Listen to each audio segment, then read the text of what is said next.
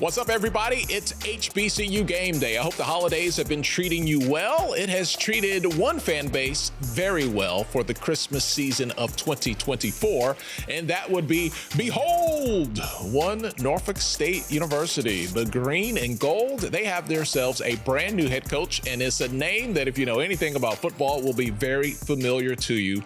We talked about it a bit last week. It was kind of about 95% there. Well, it is 100% in the books. Michael Vick, the former Atlanta Falcon, the former Philadelphia Eagle, Pittsburgh Steelers. He played in Pittsburgh too, right? He is the latest head coach at Norfolk State University. A lot of excitement, a lot of conversation, and we're going to spend the next 20 minutes or so talking about it. Let's bring in our crew here. Stephen J. Gaither, he was there live on a Monday at the press conference, and split out wide to our right here on our screen is Wilton Jackson. Guys, I hope the holidays are treating you guys well. Stephen, let's just jump in with you, man. You were there. It was not the traditional regular press conference for HBCU football. There at Michael Vick, set the scene for us what it was like in Norfolk on a Monday afternoon. Yes, Holly, it was quite the scene on a Monday morning in Norfolk at Norfolk State University. The news had been circulating for weeks that Michael Vick might become the coach. It became official on Friday.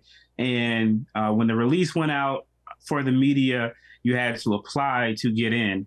And I think that's probably the first time that I've had that happen for a press conference. Usually they're begging people to come in. So that just to let you know that things are in a whole different stratosphere with Michael Vick. And so on Monday morning, there was plenty of green, plenty of gold. Everybody was feeling good. Lots of smiles, handshakes. You walk into the room and they're playing jazz. Everybody's in a very festive mood.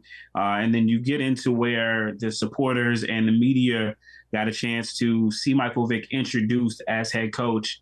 And it was just amazing to be in the room. The energy that was there, the positivity was great. Allen Iverson comes in a couple minutes ahead of the time for the press conference, even though he said it was tough getting up that early.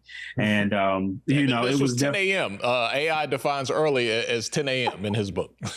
You could tell he was one of the guys I looked up to when I was a kid. So yes, it was early for him, and for sure. But he was there cheering Michael Vick on.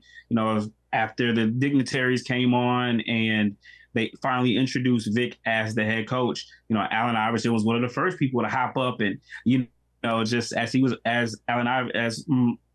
Michael Vick was having his moment, you could just hear Allen Iverson screaming over everybody, Michael. So it was a beautiful moment between two really great athletes from this area, and just kind of went from there. I was wondering who that was screaming Mike in the background. That was a first. That was none other than Allen Iverson, a.k.a. Bubba Chuck, a.k.a. The Answer.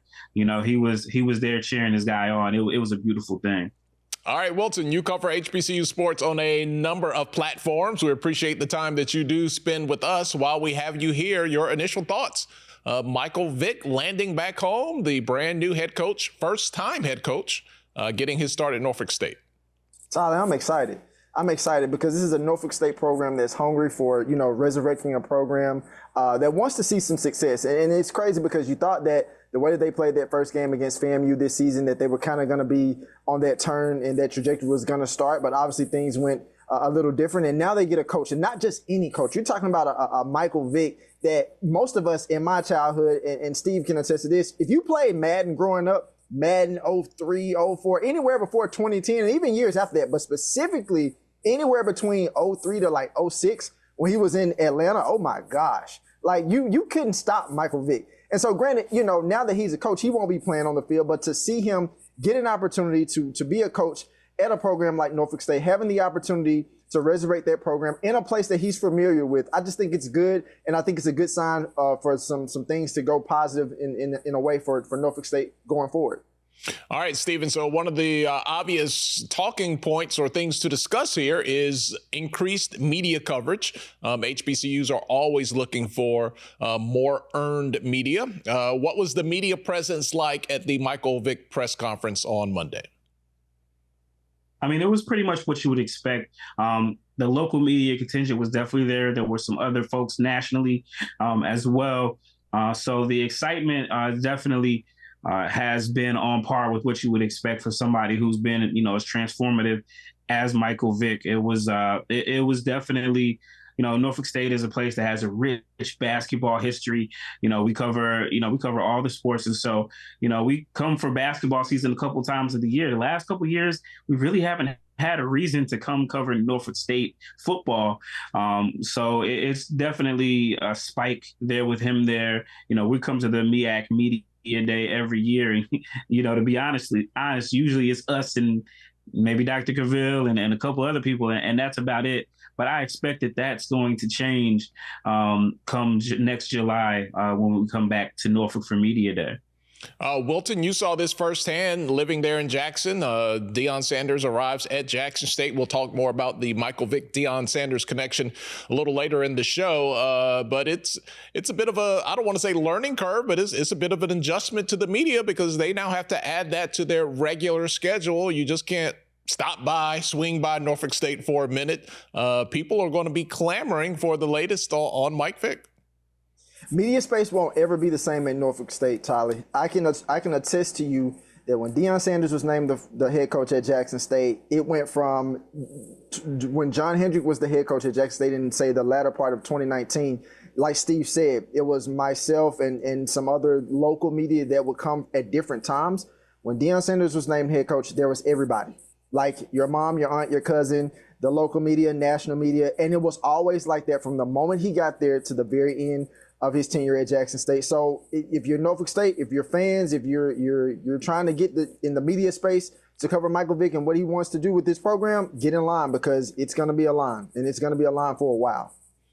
Steve, do you kind of feel Norfolk State will handle their business differently with access and the amount of newfound interest that will be there with Michael Vick as head coach? Yeah, I mean, again, you almost have to, right? Again, on Friday, we get the news release that he finally, was named the head coach. And, it was a quick reality check, have to apply for credentials. And, as we talk about the impact that Deion Sanders had on the media in general, HBCU media exploded.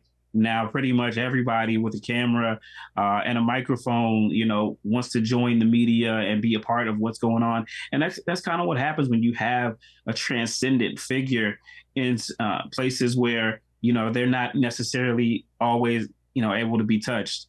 And so for Norfolk State, they have a strong sports information team. Alec, the SID there, he does a great job of, making sure that people have what they need. And so now, the floodgates are going to be open. They're going to be, people creating things just to kind of touch the hem of Michael Vick's garment as they did with Deion Sanders. So I think it's, those are two different people. They talked about that in the press conference, and we'll get to that later. But that, the impact, the being a global brand that everybody who knows football, as you said earlier, is going to want to touch. It's something that's not going to go away, especially like we saw at Jackson State, especially if they win. You're watching HBCU Game Day. It's a Michael Vick special. He is the latest head coach at Norfolk State University. All right, let's continue the conversation here. Let's go back to, let's jump over to you, Wilton. What does this do for the MEAC as a conference? They've been struggling, if you will, compared to the SWAC because they've lost members. Some of us were even writing the MEAC off a year or two ago and wondering would they even be able to stick around if they had just one more departure from the conference. But bringing in a high-profile coach like Michael Vick, who was a high-profile player, now a coach, what do you think is the uplift for the rest of the conference?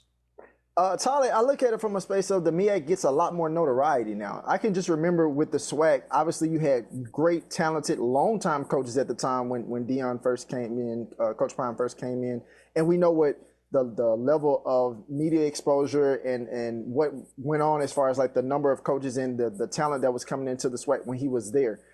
So when you get a Michael Vick coming into the MEAC, it just gives more exposure, gives more eyes and eyeballs on what the brand of MEAC football will look like. I mean, and then not only that, but it just kind of elevates every other program that's going to be playing in the MEAC, right? And you have some talented programs. Yes, of course, over the years, and Steve, you've documented this really, really well.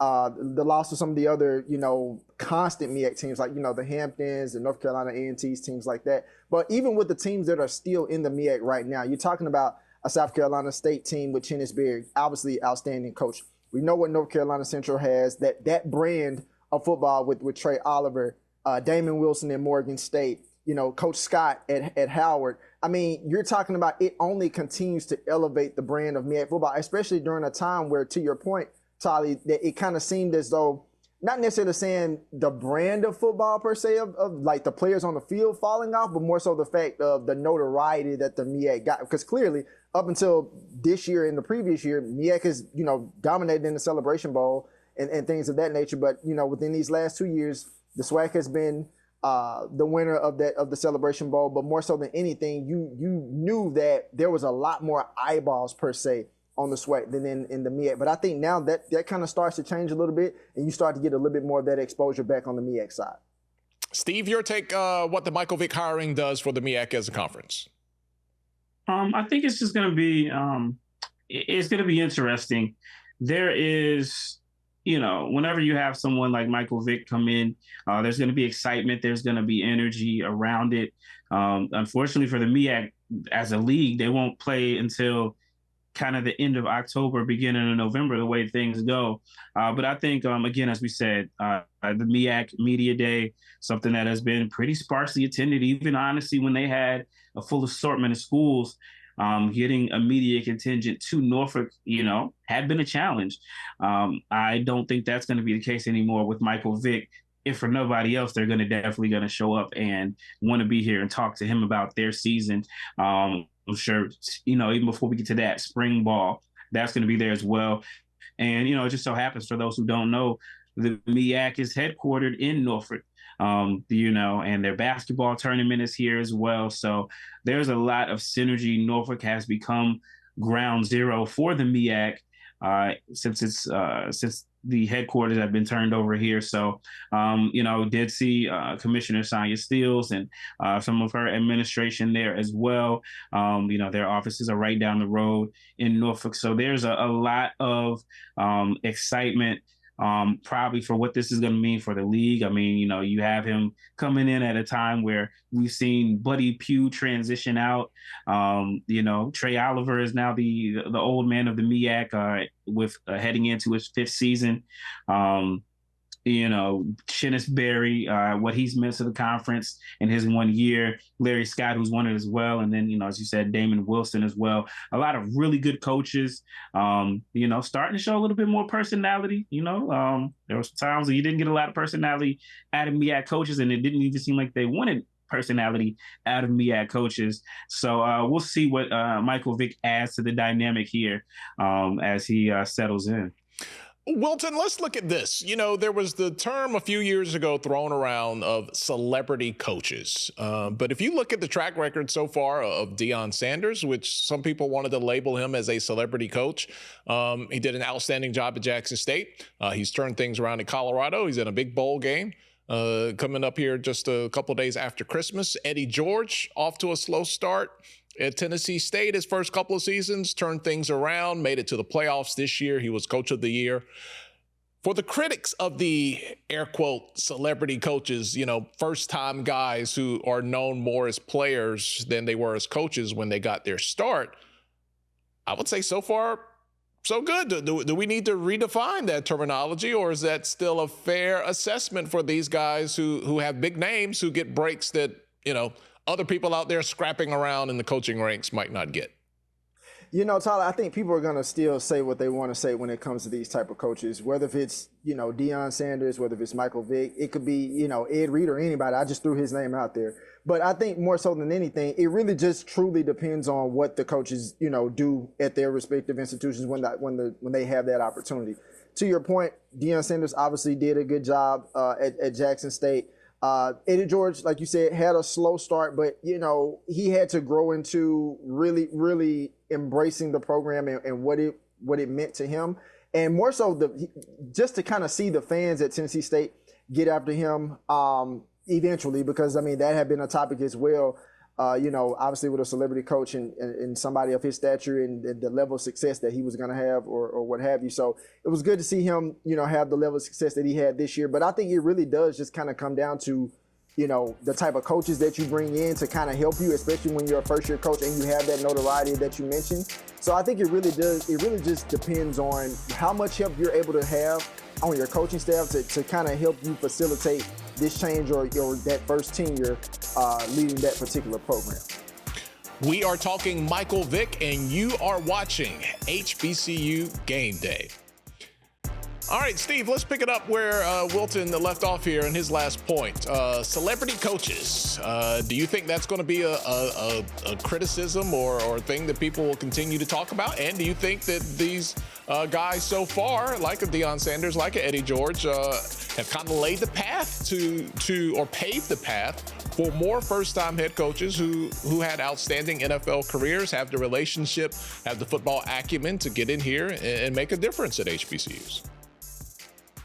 Yeah, it's funny. Just last week, a little bit over 10 days ago, sitting there in the studio, we had our good friend of the show, Teddy Keaton, Clark Atlanta University head coach, who's who was not a household name before he became a coach and started winning. He talked about it. He talked about how there were internally in the coaching profession, there were a segment of guys who hated celebrity coaches. And, those were strong words, but we know Teddy Keaton is never one to mince words. And so, he gave a perspective. I can remember sitting here, what is it now, over 4 years ago, where we were sitting around, you, myself, Wally, and Dr. Cavill, and so many people talking about Deion Sanders. Could he do it? Could he actually coach, never having had college head coaching experience? We saw what he did in 2 years. You look at Eddie George, again, that slow build, a guy who, unlike Deion Sanders, he didn't even want to coach. You could also look at a guy like Eddie Robinson, who is the Eddie Robinson Jr., who's the head coach over at Alabama State. He had never coached before. People don't necessarily look at him the same way because he wasn't a household name, but he's had success. So I think that Michael Vick, at this point, as you say, it's pretty much been proven that these guys can win if they come in with that CEO-like approach and know holistically that they're going to have to get down and put their hands in the mud and get it done. And so I think, the bridge is a little bit easier for Michael Vick, just given the success that those guys have had, not to mention the fact that he's local, he's to the soil here, and that, a lot of people, he's got that built-in advantage that, maybe a Deion Sanders didn't have. And he talked about, Steve, Michael Vick did at his press conference on a Monday, that Deion Sanders is a mentor of his and that he talked to him throughout this process. And Coach Sanders encouraged him to go ahead and take the job. And he was, he's been around the program. Definitely, we saw him at Jackson State. We saw him at the Orange Blossom Classic. And I'm sure he's probably been to Colorado or at least been on a Zoom or something. It's hard to keep up with the amount of famous people that are around Deion Sanders on a daily basis. But he has that to fall back on, Steve. Yeah. And, and he had no qualms about it. I know there are a lot of people here in the HBCU space that don't even like to speak Deion Sanders' name, if we're going to be honest. But, it's undeniable the impact that he had not only at Jackson State, but also in the SWAC and now also across the HBCU spectrum. I don't know that you see Michael Vick become a head coach here if not for Deion Sanders, what he did over at Jackson State, Ashley Robinson going and seeking him. And so now you've seen this play out and out. Michael Vick talked about how he was pursued by athletic director, Dr. Melanie Webb. I saw her a couple weeks ago in the elevator at South Carolina State University as they were getting throttled by Chinnisberry. And, you'd heard rumors, but, in her mind, it seems like things were already going towards maybe shocking the world. And so I think at this point, there's no denying that the bridge has been there. And, that, he said he's gonna guy that he looks up to, as so many athletes do. And so it's just amazing to see that synergy. And I think these hires, are here to stay, whether people like it or not. Kudos to Steve on the dramatic lighting. It has changed throughout the show, Steve. You've gone from, you had kind of the Rembrandt thing going, then it was kind of split lighting and the shade. I mean, you look like you're in a Hollywood production back there, man. Like you're Steve Morgan Freeman over there. The 757, the sun, we're over here on the East Coast. I'm at my uncle's house. He graciously allowed that to be the studio for today. So, we take it what it gives us, but, make sure it gets my good side. Wilton, talking about the 757, a lot of people are talking about the recruiting advantage that Michael Vick would have in his home state, in the Tidewater area. And I was sitting here thinking before the show, heck, Atlanta. Like, if Michael Vick comes down here and tells your 3, 4, 5-star kid in Atlanta he wants him to be on his team, that carries some weight here in the ATL. Talk about the recruiting advantage that you think Michael Vick will have. Tyler, without a question, he's going to be able to recruit in the 757, and it's a rich bed of talent there in that area. So he's going to get some of those players. But to the point of what you just mentioned, Atlanta, I mean, most of us remember his time for sure more in Atlanta than any of his other stops. But like some of the places that come to mind, that he's going to be able to recruit, you're talking about Norfolk, you're talking about Virginia Beach, you're talking about Newport, Hampton, Atlanta, Philly, New York, Pittsburgh, even just around the DC area. I feel like he's going to be able to pull recruits from a lot of these areas across the East Coast that are really going to want to take the chance to play for someone like him, because these kids that are coming in today, they want to go to the NFL, right? They want to go to the NFL, or at least have a chance to compete at the next level with it being in the NFL. And they know with someone like Michael Vick as a coach, he's done that. He's played at the highest level. He's played in some of the highest games. He has Pro Bowls. He has some of the highest accolades that you can receive as a professional. Why not try to take and get some of that guidance from someone who's walked that path and can also give that guidance and that insight back to them as they're, matriculating and navigating through college? Because so much of, college athletics, of course, it's about the games on the field, but also the life experience that these kids and that these athletes will get in this program. Like, it's no secret. We know that, Michael Vick has had some trouble off of the field, but those experiences, the things he's learned from his own life, he'll be able to impart into those kids and help them to make, the best decisions as they matriculate through college and on throughout the rest of their life. I mean, Steve, he's already getting advice from Mike Tomlin, Andy Reid, Jimmy Johnson, endorsements from, former teammates, other people who played against him in the league.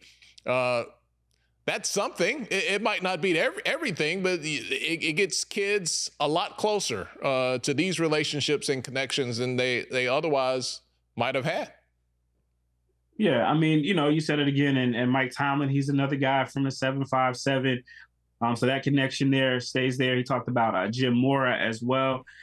So, just a bevy of really talented and insightful coaches that he can call up and, say, hey, in this situation, this is what I'm dealing with. And, I think Michael Vick, where he is now in his life and in his career, he has, he's seen the highest of highs and he's seen, some of the lowest of lows.